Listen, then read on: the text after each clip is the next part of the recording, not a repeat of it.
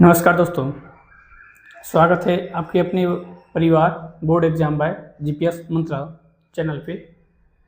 आज जो है हम क्लास 10th का ज्योग्राफी शुरू कर रहे हैं।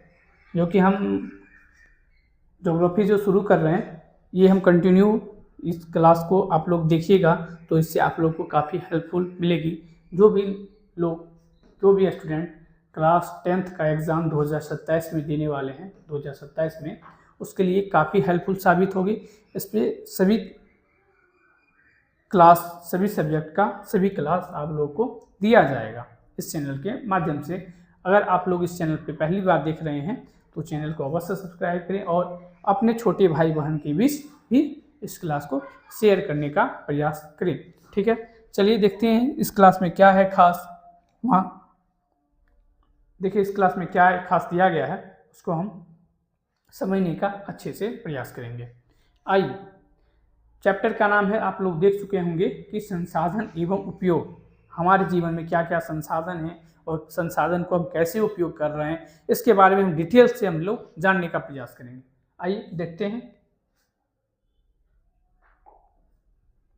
देखिए, संसाधन एवं उपयोग क्या दिया गया? संसाधन एवं उपयोग।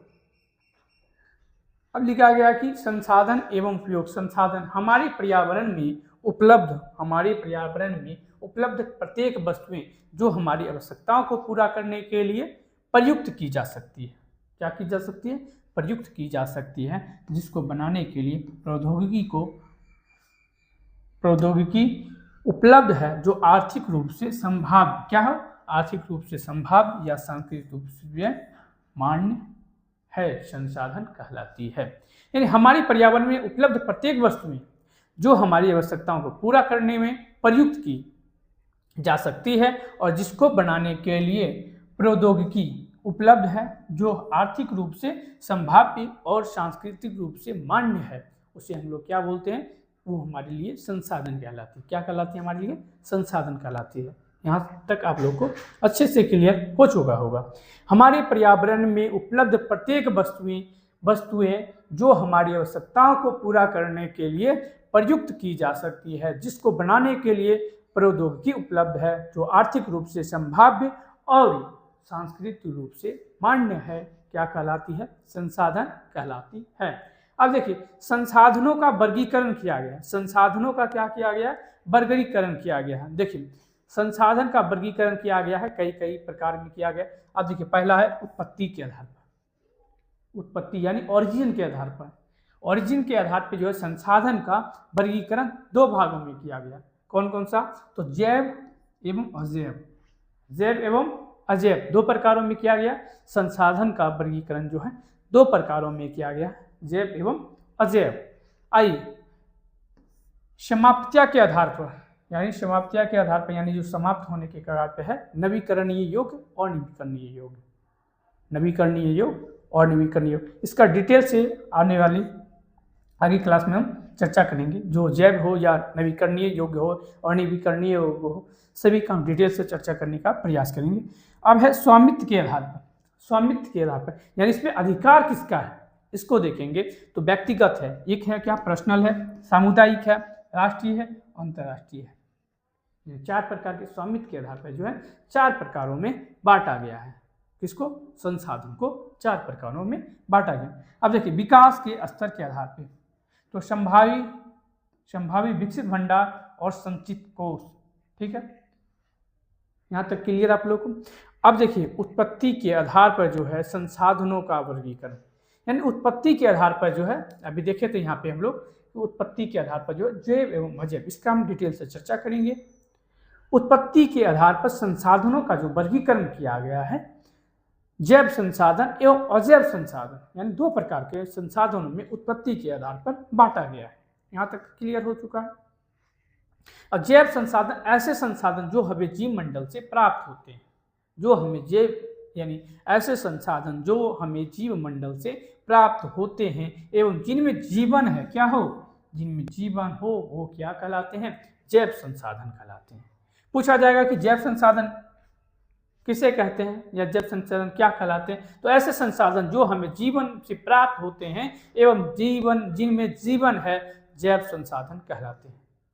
यहाँ तक क्लियर? जैसे में मनुष्य है, प्राणी जात है, ठीक है, जैसे मनुष्य या कोई भी प्राणी क्या है, जैव संसाधन के उदाहरण हैं। अगला देखिए, अजैव संसाधन क्या है? अजैव संसाधन, यहाँ पे छूट गया, अजैव संसाधन और जैव संसाधन। अजैव संसाधन वे सभी संसाधन जो निर्जीव वस्तुओं से बने, वे सभी संसाधन जो निर्जीव वस्तुओं से बने हैं वो क्या कहलाते हैं? अजैव संसाधन कहलाते हैं। ये दोनों लाइन में कोई दिक्कत नहीं होगा, कोई दिक्कत नहीं, ठीक है। जैव संसाधन क्या है? वे संसाधन जो हमें जीव मंडल से प्राप्त होते हैं, जिनमें जीवन है, वो क्या कहलाते हैं? जैव संसाधन कहलाते हैं। वो जो निर्जीव हैं वो क्या कहलाते हैं? अजैव संसाधन। वे सभी संसाधन जो निर्जीव वस्तुएं हैं वो क्या कहलाते हैं? अजीव संसाधन कहलाते हैं। यहाँ तक कोई दिक्कत? अगला देखिए, समाप्तियां के आधार पर संसाधनों का वर्गीकरण, यानी जो समाप्तियां के आधार पर संसाधनों का वर्गीकरण भी है, दो प्रकार के किया गया। अब देखिए कौन कौन सा?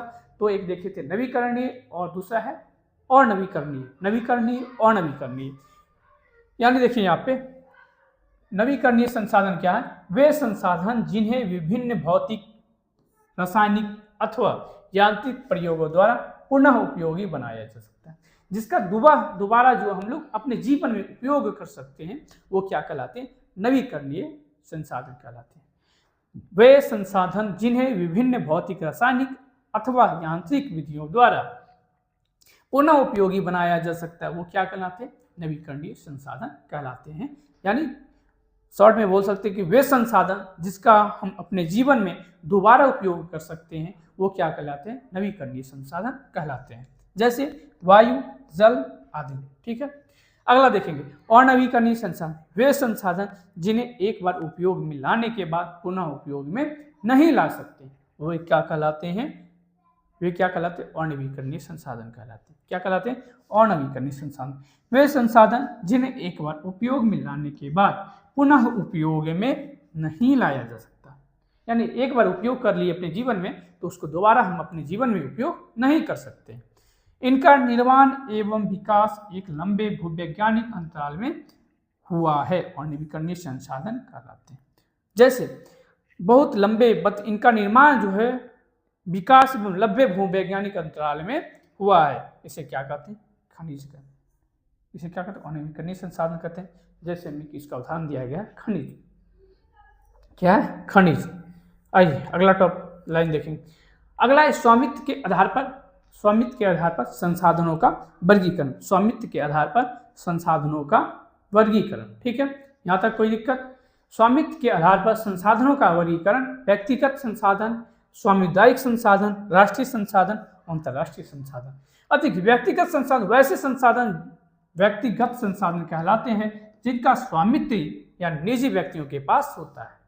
अब मान लीजिए किसी किसान का जमीन या घर तो किसी व्यक्ति का होता है, किसी व्यक्तिगत होता है, वो क्या व्यक्तिगत संसाधन के अंतर्गत आएंगे। वैसे संसाधन व्यक्तिगत संसाधन कहलाते हैं जिनका स्वामित्व या निजी व्यक्तियों के पास होता है, उदाहरण के लिए किसी किसान का जमीन या घर आदि, ठीक है, यहाँ तक क्लियर। आगे देखिए सामुदायिक संसाधन वे संसाधन जिनका उपयोग समुदाय के सभी लोग करते हैं, यानी एक समुदाय के सभी लोग करते हैं, वो सामुदायिक संसाधन कहलाते हैं।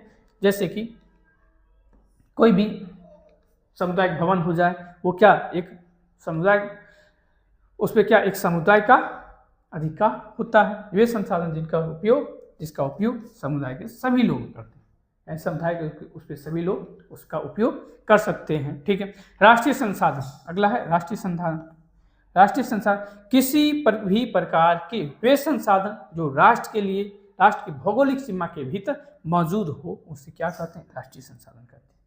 किसी भी प्रकार के संसाधन जो राष्ट्र की भौगोलिक सीमा के भीतर मौजूद हो, उसे क्या कहते हैं? राष्ट्रीय संसाधन कहते हैं, ठीक है।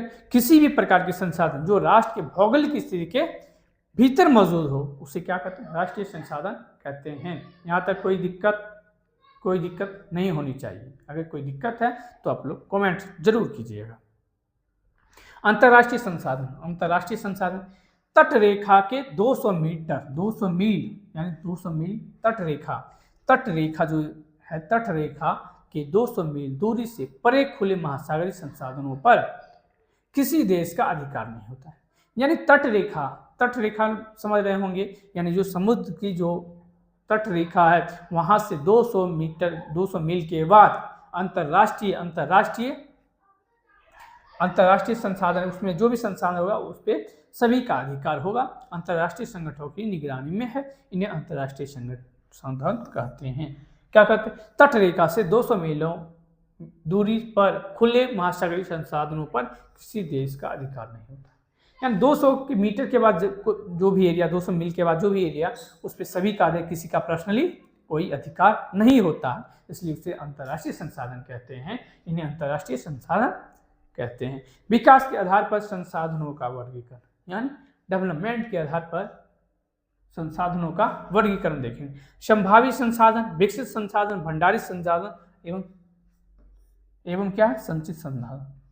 संभावित संसाधन, विकसित संसाधन, भंडारित संसाधन, संचित संसाधन, यानी चार प्रकार में बांटा गया। विकास के आधार पर संसाधनों का वर्गीकरण जो है 4 भागों में बांटा गया है।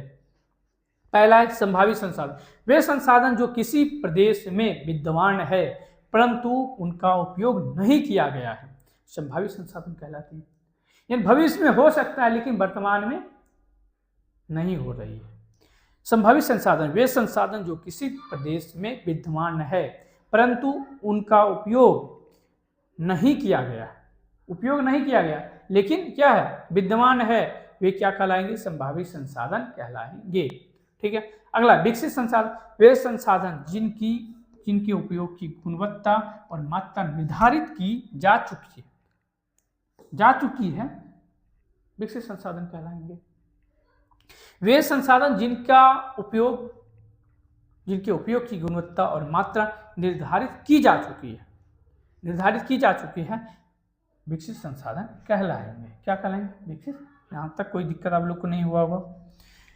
एक है भंडारित संसाधन, पर्यावरण में उपलब्ध वे संसाधन जो अभी प्रौद्योगिकी के अभाव में क्या हुए, मानव की पहुंच से बाहर में भंडारित संसाधन कहलाते हैं। यानी पर्यावरण में उपलब्ध वे संसाधन जो अभी प्रौद्योगिकी के अभाव में, यानी टेक्नोलॉजी के अभाव में मानव की पहुंच से बाहर है, उससे क्या कहेंगे? भंडारित संसाधन कहेंगे।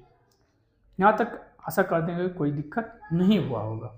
अगर कोई भी दिक्कत हो तो आप लोग कमेंट कीजिएगा, ताकि जो हम और अच्छे से इसका एक्सप्लेन करने का प्रयास करेंगे। अगला है संचित संसाधन, वे संसाधन जिन्हें अभी तकनीकी ज्ञान के उपयोग से प्रयोग में लाया जा सकता है परंतु इनका उपयोग अभी आरंभ नहीं हुआ है, उसे क्या कहेंगे? संचित संसाधन कहलाते हैं। संचित संसाधन, वे संसाधन जिन्हें अभी तकनीकी ज्ञान के उपयोग से प्रयोग में लाया जा सकता है लेकिन इनका उपयोग अभी आरंभ नहीं हुआ है, संचित संसाधन कहलाएंगे। अगला देखेंगे संसाधनों का विकास। अब देखेंगे संसाधन का विकास कैसे कैसे हुआ है। ठीक है। संसाधनों का विकास, मानव अस्तित्व के लिए संसाधन अत्यंत महत्वपूर्ण है। क्या है? मानव अस्तित्व के लिए संसाधन अत्यंत ही महत्वपूर्ण है। ऐसा विश्वास किया जाता था कि संसाधन प्रकृति की देन है, इसलिए मानव द्वारा इसका अंधाधुंध उपयोग किया गया, जिसके फलस्वरूप निम्नलिखित मुख्य समस्याएं पैदा हो गई। मानव अस्तित्व के लिए संसाधन अत्यंत महत्वपूर्ण है। अत्यंत क्या है? महत्वपूर्ण है। संसाधन तो बहुत ही महत्वपूर्ण है। ऐसा विश्वास किया जाता था कि संसाधन प्रकृति की देन है। संसाधन क्या है? प्रकृति की देन है, इसलिए मानव द्वारा इसका अंधाधुंध मतलब बिना फाजिल का इसका उपयोग किया गया, जिसके फलस्वरूप निम्नलिखित मुख्य समस्याएं पैदा हो गई है। आगे कुछ व्यक्तियों का लालचवश संसाधनों का ह्रास। अगला देखिए, संसाधन समाज के कुछ ही लोग के हाथ में आ गए। संसाधन जो है समाज के कुछ ही लोगों के हाथ में आ गए, जिससे समाज 2 हिस्सों में संसाधन संपन्न एवं संसाधनहीन अर्थात अमीरी और गरीबी में बट गया। संसाधन समाज के कुछ ही लोगों के हाथ में आ गए, जिससे समाज के 2 हिस्सों संसाधन संपन्न और संसाधनहीन यानी अमीर और गरीब में बट गए। ये संसाधन जो है समाज के कुछ ही लोगों के हाथ में आ जाने से जिससे समाज दो हिस्सों में बढ़ गया था, एक अमीरी और एक गरीबी। एक मतलब जिसके पास संसाधन संपन्न है, बहुत संसाधन है, वो अमीर हो गया, जिसके पास संसाधन नहीं है, संसाधनहीन है, उसको हम गरीबी में बांट दिया।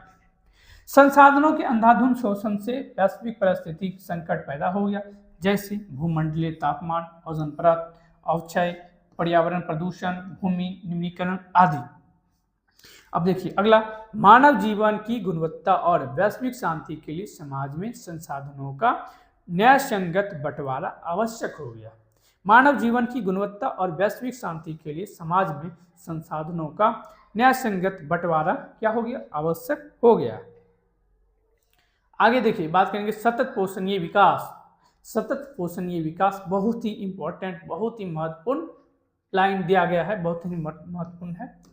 सतत पोषणीय विकास, संसाधनों का ऐसा विवेकपूर्ण प्रयोग ताकि न केवल वर्तमान पीढ़ी के लिए बल्कि भविष्य के लिए भावी पीढ़ियों की आवश्यकताओं को पूरी होती रहे, सतत पोषणीय विकास कहलाता है। यानी ये संसाधनों का विकास हो, सतत पोषणीय विकास का मतलब है कि संसाधनों का ऐसा विवेकपूर्ण प्रयोग ताकि न कि वर्तमान पीढ़ी की अपितु भावी पीढ़ियों के लिए भी क्या हो, आवश्यकता पूरी होती रहे, सतत पोषणीय विकास कहलाता है। यानी सतत पोषणीय विकास का मतलब है कि अभी जो हम लोग उपयोग कर रहे हैं, हमारा तो उपयोग में मदद करे ही, साथ में आने वाली पीढ़ियों के लिए भी मददगार साबित हो। आइए एजेंडा 1, एजेंडा 1 देखिए, एजेंडा 1 क्या है? एजेंडा 1 क्या? एजेंडा 21, एजेंडा 21 1992 में ब्राजील के शहर रियो डी जेनेरियो में संयुक्त राष्ट्र पर्यावरण और विकास सम्मेलन के तत्वाधान में राष्ट्रीय अध्यक्षों ने एजेंडा 21 पारित किया था। यानी एजेंडा 21 जो 1992 में ब्राजील के शहर रियो डी जेनेरियो में संयुक्त राष्ट्र पर्यावरण और विकास सम्मेलन के तत्वाधान में राष्ट्रीय अध्यक्षों ने एजेंडा 21 पारित किया था। इसका देखिए उद्देश्य क्या था? एजेंडा 21 का उद्देश्य, मुख्य उद्देश्य क्या था, इसके लिए विशेष में हम लोग जानेंगे। उद्देश्य इसका देखिए, जिसका उद्देश्य समान हितों, पारस्परिक आवश्यकता एवं सम्मिलित जिम्मेदारियों के अनुसार विश्व सहयोग के द्वारा पर्यावरणीय क्षति, गरीबी, रोगों से निपटना था। क्या था? निपटना था। जिसका उद्देश्य था, एजेंडा 21 का उद्देश्य था कि समान हितों, पारस्परिक आवश्यकताओं एवं सम्मिलित जिम्मेदारियों के अनुसार विश्व सहयोग के द्वारा पर्यावरणीय क्षति, गरीबी और रोगों से निपटना था। अब देखिए संसाधन नियोजन क्या है? संसाधन नियोजन ऐसा उपयोग अथवा तकनीक जिसके द्वारा संसाधनों का उचित उपयोग सुनिश्चित किया जा सकता है, संसाधन नियोजन कहलाता है। ऐसे उपयोग अथवा तकनीक जिसके द्वारा संसाधनों का उचित उपयोग सुनिश्चित किया जा सकता है, संसाधन नियोजन कहलाता है। भारत में संसाधन नियोजन, भारत में संसाधन नियोजन संसाधनों की मदद से समुचित विकास करने के लिए यह जरूरी है कि योजना बनाते समय टेक्नोलॉजी, कौशल और संस्थागत बातों का ध्यान रखा जाए। यानी संसाधनों नियोजन में संसाधन की मदद से समुचित विकास करने के लिए यह जरूरी है कि योजना बनाते समय टेक्नोलॉजी, कौशल और संस्थागत बातों का ध्यान रखा जाए। अगला लाइन देखेंगे, प्रथम पंचवर्षीय योजना से ही भारत में संसाधन नियोजन एक प्रमुख लक्ष्य रहा है। क्या रहा है? प्रथम पंचवर्षीय योजना से ही भारत में संसाधन नियोजनों का प्रमुख लक्ष्य रहा है। यहाँ तक कोई दिक्कत? अगला देखिए, भारत में संसाधन नियोजन की मुख्य बिंदु निम्नलिखित है। पूरे देश के विभिन्न प्रदेशों के संसाधन की पहचान कर उनकी तालिका बनाना। उपयुक्त कौशल, टेक्नोलॉजी, संस्थागत ढांचे का सही इस्तेमाल करते हुए नियोजन ढांचा तैयार करना। अगला है संसाधन नियोजन, विकास नियोजन के बीच सही तालमेल बैठाना। संसाधन संरक्षण, संसाधन का उचित प्रबंधन ताकि जल, भूमि तथा वनस्पति एवं मृदा का इस प्रकार से प्रयोग करना कि भावी पीढ़ी जरूरतों का भी ख्याल रखा जाए। क्या ख्याल रखा जाए।